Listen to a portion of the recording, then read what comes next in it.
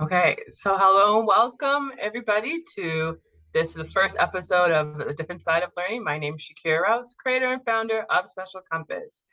And so this is going to be a podcast where we're talking about all sides of learning, inclusive education wise. How do we help uh, neurodiverse students, neurodiversity, everything about accessibility and inclusion in an educational space and what that really looks like, and just getting down to the nitty gritty. Every week it's going to be a different topic, a different conversation regards to advocacy, bringing more education and awareness, as well as from time to time we're going to have different guests, different joining the conversation. So I I'm excited to start this journey with you. So thank you for being on it with me. And I figured we just kick it off the first episode, just kind of talking about essentially how I got to where I am. How did I start Spacial Compass? What was the journey? What was my experience along the way? And I should take a moment to introduce my co-producer, Danny. She's also with me and on the side helping me with this podcast and this new adventure. So Danny, thank you. No problem.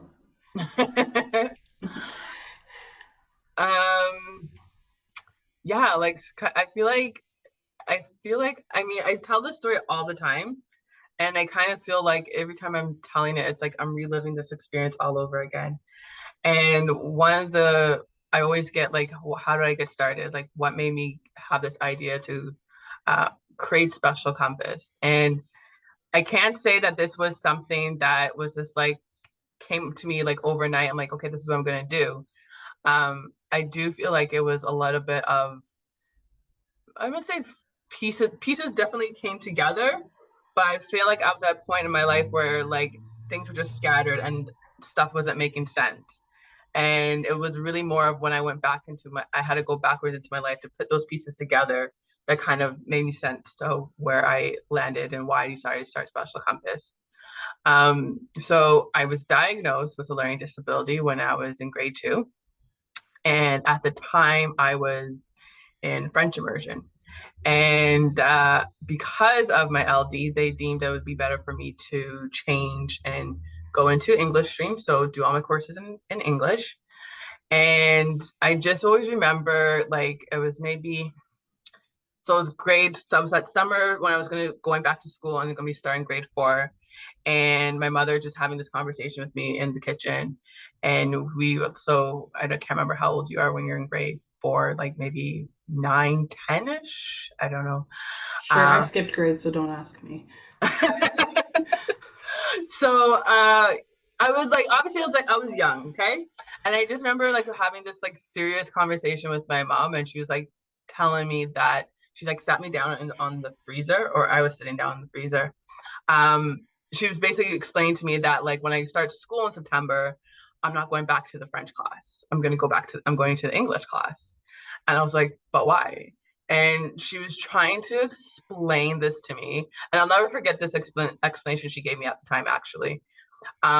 She was just basically, she was trying to explain my LD to me, but obviously as a kid, I didn't really grasp it.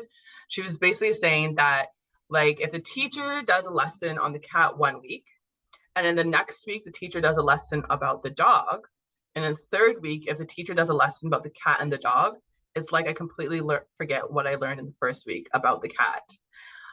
And I was kind of like sitting there kind of like thinking like, what?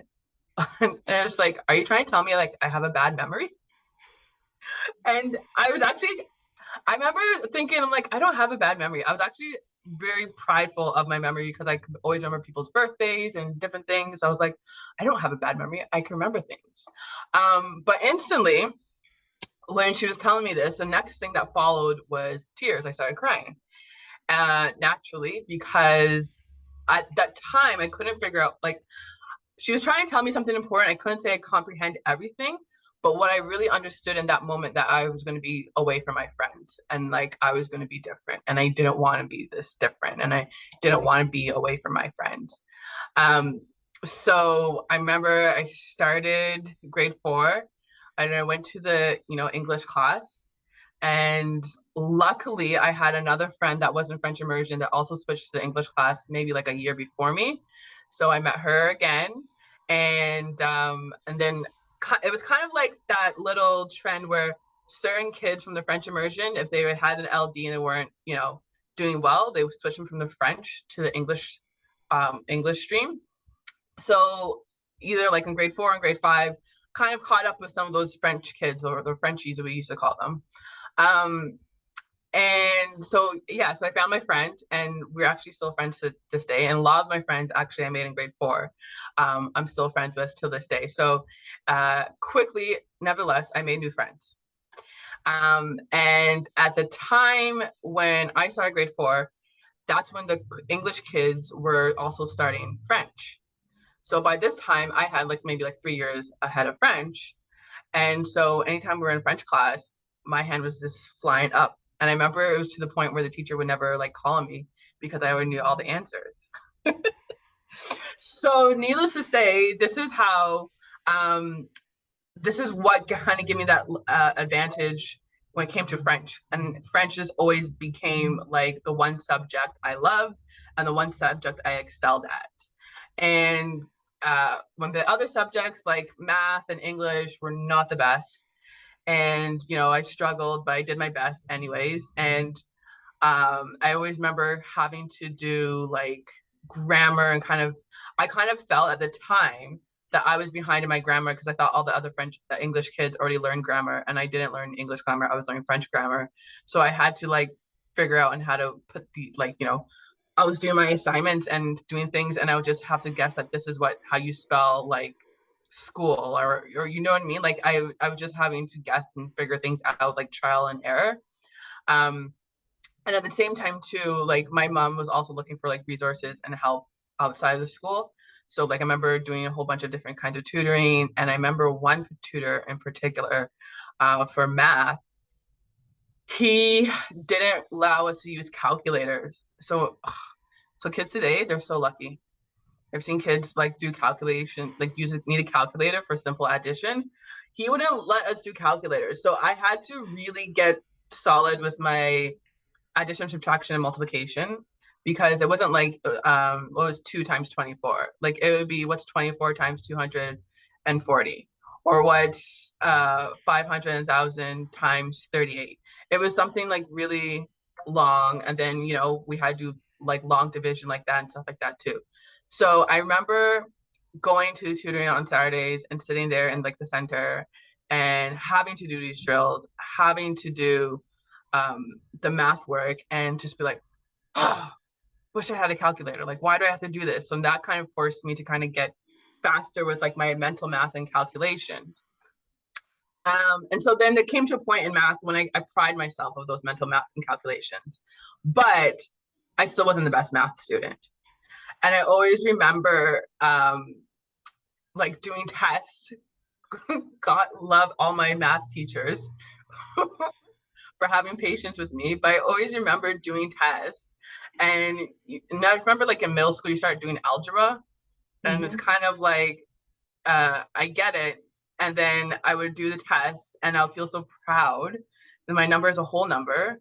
And no, the answer is supposed to be a decimal. And then when I get a decimal, the answer is actually a whole number. And then we got negative integers and positive integers. Like, so things just kind of went, math was just never my strongest subject. And I accepted that. English was never my strongest subject. And I also accepted that. But French was the one subject I excelled at, and it gave me the confidence in. And even though like my other subjects, weren't necessarily my favorite, I just always like, did my best and tried.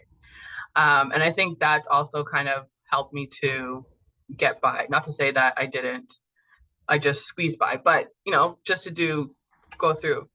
And so then when I came to high school, I picked up Spanish because I really started enjoying French, and I liked Spanish. I always wanted to learn Spanish, and so I decided to study French and Spanish in university my first time around. And so now I'm in university, and I've always been that student. I've always been someone that knows what they want, and sometimes even that has scared me to admit to myself what I want. but I've always been that person that knew what they want. So I knew I wanted to study languages, French and Spanish. And so when they had the university fair, like any school that would not allow me to major in Spanish, I wasn't even entertaining them. I said, okay, bye. And then I just walked by the booth. So I was going to go to this particular school, York, and I wanted to go to the particular campus, Glendon, because it was a bilingual campus. So I was just gunning for Glendon. Got into Glendon, and first year school is kind of like it's a transition, right? First year university is a transition. Grades were not the best. My grades in like Spanish and French were cool. I took a philosophy course first year. God knows why I took that philosophy course. I literally remember oh, I shouldn't be saying this, but I remember like it was in the morning, it was a 9 a.m. course. And I remember I would still get to school. And the first thing I would do, like there was a couple of times when I fell asleep in class. Like that class, I just like took a nap. I think we've all done that. School should not start before like 10 a.m. for university students. Oh my gosh. And so just on the side note, okay? So this was like maybe the start of smartphones. And there was a couple times when I missioned it to campus. This was the time of smartphones before the TTC actually went all the way up to York University, when like traffic was just horrendous, or it was just dawned on me how insane it is to commute on TTC in the city, go from the west end to the east end. But there's a couple times I've missioned it to campus for a French exam in the morning to only get onto campus and find out the school's closed because of the weather. Toronto problems. It's like, wow, are you really kidding me here? But yeah, so I had a couple of incidents like that. And after that, like first year, I said, never again am I going to have a course before 12. Like, I'm not rushing it to school in rush hour traffic. I'm taking my time. No classes. I'm not having a class before 12. So that was my lesson after first year. Never enroll into a class that starts before 12. But yeah, so French and my French marks and Spanish marks weren't bad. Like I think I got a B in those classes. Everything else was like, whoa, who is this student? And so I shouldn't say who is this student, but I just missed being put on academic probation. Like I was kind of like, I think I had an academic warning. So then I was like, okay, well, you know what? First year, it's an adjustment. Then I'll next year I'll do work harder and do better. And that's what I did. I had a little bit more French courses, a little bit more Spanish courses at this time, the next level up. And I just always remember kind of like working really hard on my assignments and then getting them back and getting like a C. And maybe that C was like on a good day, but I didn't always get a C. And thinking like, crap, or shoot, like, why did I get this? Like, I could do better than this, right? And so it's like, okay, well, this is the first assignment the first year. Okay, next one we're going to work harder. So then the next assignment will come and I work harder and it's still like a C. The next assignment will come and I got a D. And I'm just like, what is going on here? Like, what am I missing? And I thought maybe, like something was going on. Like I wasn't studying hard enough. I wasn't listening to enough French or Spanish to comprehend what was going on. And it just kind of became like a little vicious cycle. And it came to a point where a couple of my professors even said, like, I remember one time I had a Spanish test and the professor handed me back my test. And he's like, I was kind of surprised at this, but don't worry, we're going to work on this and we're going to get it better. I said, okay, cool. He was surprised at my mark. And then I remember another French professor said, it's very ironic around the same time they both made these comments separately, that, they felt like the student that was articulating themselves so well in class wasn't transferring onto their paper, right? And to show me this assignment and tell me just to, maybe spend a little bit more time editing, correcting, and using certain programs to help with my grammar, and different things like that. And so I was like, okay. So I was taking all their advice. And at Glendon, they had like a language center, a resource center for Spanish, something that they implemented. And like it wasn't just like, you know, like this, they got funding from Spain and like had people from Spain coming here to like be of assistance and help. And then they had the same something similar for, you know, the French students. And then they had certain softwares in the library and that was like to correct French grammar, not like no words, not no Microsoft Word, like actual software that was designed and created to help with French grammar. And so I would, you know, work on my essays or my assignments, do them a couple of days early, go to the library on campus early, run my stuff through there to see if it's everything works out, you know. So I was doing what I had to do. So that means like, yes, even though if my class started at 12, I was getting up early and making sure I was on campus at 9 a.m. to give myself the extra time to check my work. If class finished at 6, I was staying on campus an extra like 3 hours just to do my due diligence. So I always say that because like I kind of felt at that point is like I looked like a straight A student, but I didn't feel like a straight student. And my grades didn't reflect like a straight A student. So it kind of felt like I was walking the walk, but I wasn't really talking the talk at that time. And I started to kind of feel like down on myself because again, I was doing all this extra work and I would have handed an assignment, I still wouldn't get the mark back. I still wouldn't get this the mark that I thought I was aiming for. And this continued on into my third year of university. And I remember two French professors now. One of them, like for one course, I handed in, you know, an assignment and I actually got really well on this, so well that the teacher shared what I wrote in the class. And then for another French course, this is a French cinematic, like film course, I got a D on the assignment. And then I couldn't really understand why. And I remember I went to this professor and I was just like, I'm kind of confused. Like, why am I getting, you know, a C in this or like an 80 on this assignment, but you're giving me a C? Like, what am I missing here? And then he looked at my paper and he said that the professor in that course was too generous. And I said, oh, okay. And I took my papers and I just walked out, confidence shot. And then I had another professor in French.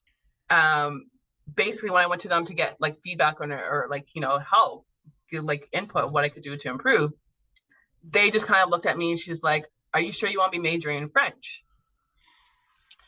So yeah, right? Okay. On an episode of what not to ever say to a student. So that one, those words actually hit my heart really like a lot. And I was like, wow, for the first time, the one subject I enjoyed and I loved all my life is now suddenly kicking my butt. And for someone to say that to me in my third year in university, I was like, I was actually kind of like, I was down. So I feel like that was kind of my lowest point.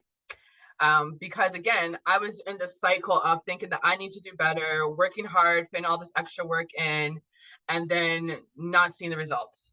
Then, you know, going back and saying, okay, I need to work harder, putting the work in, and then still not seeing the results, right?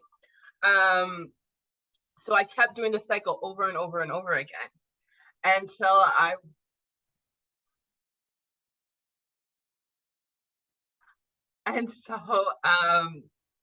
kept doing the cycle over and over again. And I put myself into what I didn't realize at the time was a mental exhaustion. Like I was just so tired. And I remember just having this conversation with my friend. So I should say, I'll back up. At that point when the professor said that to me about if I wanted to still be majoring in French, I kind of just like walked out of the classroom and then I was like walking down the halls of Glendon, looking at the doors to leave. And I said, what happens if I just walked off campus and never came back? So I was like contemplating, should I even stay in school? Maybe what they're saying is true. Maybe I shouldn't be majoring in French, right? So there was a lot of things that was going on that kind of was playing in my psyche now. And so now at the same time too, I'm just kind of feeling down, not too sure what to do. And I just remembered me and a friend on the student center, and we were talking and just having a conversation. And in the conversation, they had mentioned something about their LD. And I said, oh yeah, I have one too. And then she started asking me all these questions and I couldn't really answer and I didn't know. And she was like, what is it? Do you know? And all this kind of stuff. And I said, I don't know. I just know that my mom said that if I learn about the cat one week and I learn about the dog the next week, and the third week if I learn about cat and the dog, I forget everything I learned about the cat. And she was like, oh, okay. And then she's like, girlfriend, do you know you could get help? And I said, no. So that was like the first like aha moment.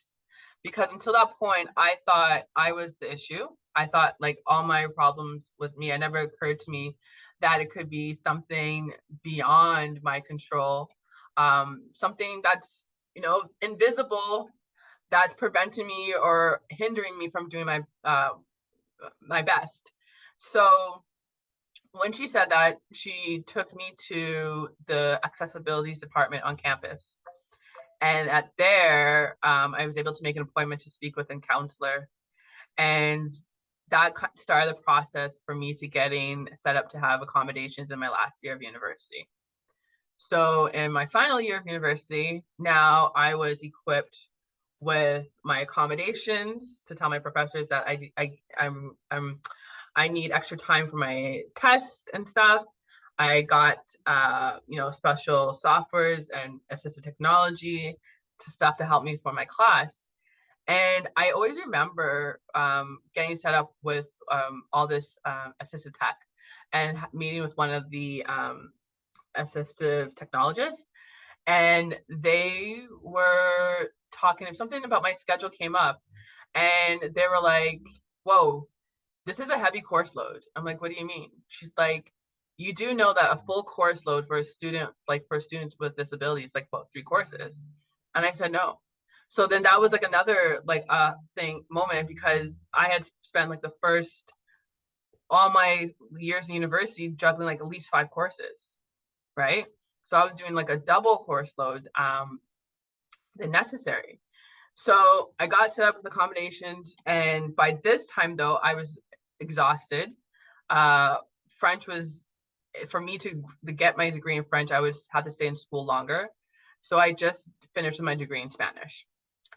And I said I was going to finish my degree in French, but I just needed some time off. And I remember when I was even looking to go back to school after, so I took a year off, I worked. And when I was looking to go back to school, that whole experience really of university the first time really shook me. So I said, I want to go back to school, but I cannot go back into a classroom. Like I wasn't mentally ready still after a year of graduation to be actually back in a classroom. So that just kind of shows you something about like, that whole experience was more traumatizing than I had realized at the time. And so that's when I started looking for like online programs, online courses. Also too, I was working and I didn't want to give up the money too. So there's two things with that. I didn't want to give up money. I couldn't go back to being a broke student life either, but I also knew I didn't want to be in the classroom. And again, knowing what I want, I was only going to look at programs that had French as a major. Like I was looking at schools all around Canada, and everyone was showing French as a certification. And I was like, who cares? Like no one wants a certification. I want a degree. And so then I found a school out west in Alberta, Athabasca, and they had an online program for French. And I was like, cool, I'm going to do it. And at the same time, when I was looking, they had also a minor for inclusive education. And I was on this trajectory also too to, get my teaching certificate. So I figured, okay, do my French and Spanish, like that'll be my teachables for high school. And then having this minor inclusive education, I think they'll give me a little bit of, make me stand out amongst the competition when I'm ready to apply for like teachers college and stuff.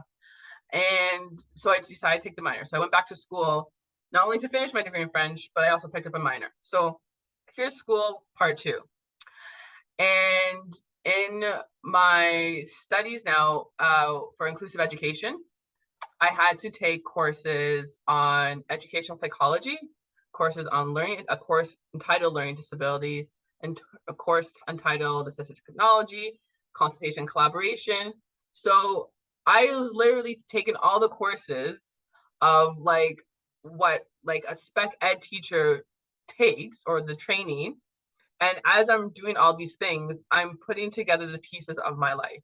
For now, for the first time, I'm understanding what a learning disability is.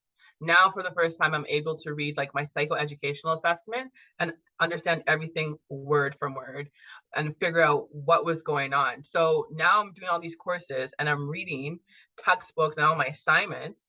And so I'm reading them with like interest in one like, on one side.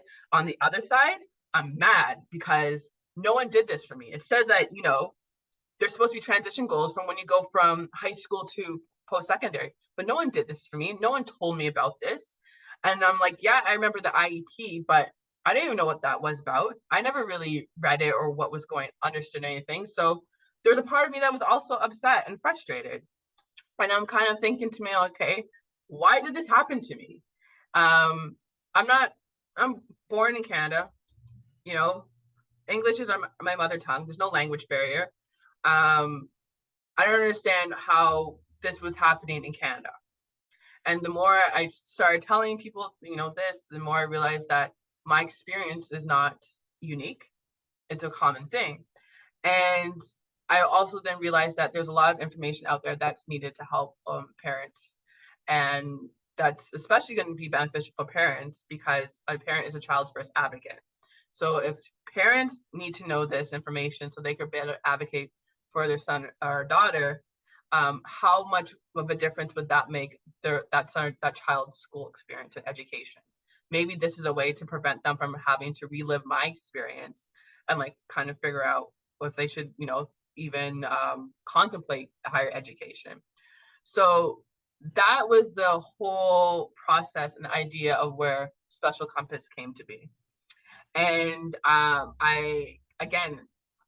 it's also a full circle moment for me too, because even when I was younger, when I was in high school, I did want to be doing my MBA. I did want to do my master's and business. And I figured I'll do my languages, French and Spanish, and then do like an MBA and be like some kind of international marketing exec with something fancy. And I always just said to myself, but no matter how much money I get or whatever happens, I'll always spend time to give back to those that are overlooked. And at the time, I realized it was the youth. It was like particular, like you have children, but then you have youth, like sometimes the teenagers, the tweens that are often forgotten of their needs. And so when I started putting together the idea for Spacial Compass, I realized, hey, how I'm actually like literally living out, like doing what I said I was going to be doing, right? So here I am building a career in education as well as building a business, two things that I never thought I could build together. I thought that I had to choose one over the other, to be very honest with you. And it's funny because when I first year university, I took a business course, and again, snooze fest. So that also put me off that whole business, MBA train, stuff like that. But I always kind of felt like when it came to education and working with youth, I was continuing getting pulled in this realm, in this circle. I was always getting like jobs working at camps, and I had a good time with the kids. Sometimes it would be like certain counselors would have problems with this kid, and I was like, what? Like this kid was like the highlight of my day. Like we played football, we had such an amazing time. I was always, volunteering in high school, even, tutoring a student that was on the spectrum, right? So I think it was just very interesting for me how my unknowingly, like my advocacy and like education work was being built around me, and I didn't realize it until I started, really pursuing creating this Spacial Compass. And I wanted to create Spacial Compass, and I'm building it to be a social enterprise, particularly because I want it to be sustainable. So I want it to be something that is sustainable and standing long before, you know, I'm gone. Because I feel like we cannot, like, if we're going to be talking, have these conversations on inclusion, like, it has to be reflected in the classroom. Like, we can't just be talking about having inclusive spaces and only inclusive spaces of, you know, what we deem physical barriers, but there's other barriers that are preventing students from being, you know, reaching their full potential, essentially. And so I wanted to create, and as I started, you know, again, diving deeper in building Special Compass, I wanted to build something now that we are the leading change in this realm of inclusive education. So we're creating programs, we're creating workshops, bringing the information not only to students, to parents, to educators, but the community, of understanding what it means to be inclusive, in terms of understanding how do we create more inclusive learning environments that allow all the participants to be, all the students, all the learners to participate, be active in it, and feel welcome, right? So that's essentially, I guess, how I got here with Special Compass. And I can tell you, I've had some highs and some lows, and there was times when I thought, oh my gosh, there's times when I thought school is too much. Why am I doing this? I thought this was too much. Why am I doing this? I will add, because there was times when I was doing school, working full time, and doing this business, and it was just running me. I was, you know, I was running in circles. But I remember around like 2019, I was kind of to the point where I was like, okay, something's got to give, God. Like, something has have to happen. And in that moment, I remember just checking my email and seeing that I got accepted, or a proposal I submitted to speak at an education conference in the States was accepted. And then it was like, things at work, oh, they're giving us a blackout period. We can't take vacations and stuff. Like, things at work are getting hectic. And things with my business, we're winning. Small wins, but we're winning. And it came to a point when I realized that, okay, like, even the worst day in my business was way better than a good day at work in the office. And that was the key to me, like, it's time for me to change and time to me for pivot. So 2021, yeah, last year, I decided just to take that leap of faith and resign from the corporate life, to focus on my business. And that has been a wonderful and beautiful adventure. Again, too, this whole transitioning into entrepreneurship. One thing I do recognize with the pandemic, it has really showed me that some of the goals I thought that were maybe 5 and 10 years down the line for Special Compass are right here at our door. So there were certain things that I thought, okay, well, we're not there yet, we're not ready. And it's like, get ready, because we're coming. And so I'm actually really excited of some of the things that just happened over the last couple of weeks, last couple of months. Can't share all of them yet, but I know, Danny, you know. But a lot of these things are pushing us in the right direction of being inclusive and creating more accessible learning spaces. So I'm really excited about this new adventure and this journey, about this podcast. So thank you, Danny, for pushing me to do this, because yeah, I don't know. You know me. I could talk forever, guys. You're gonna learn that I could talk forever. But yeah, for me to actually be to orchestrate and make this happen in the past has been challenging, and I couldn't do it. So I really appreciate your help on this, Danny, and I'm excited for the future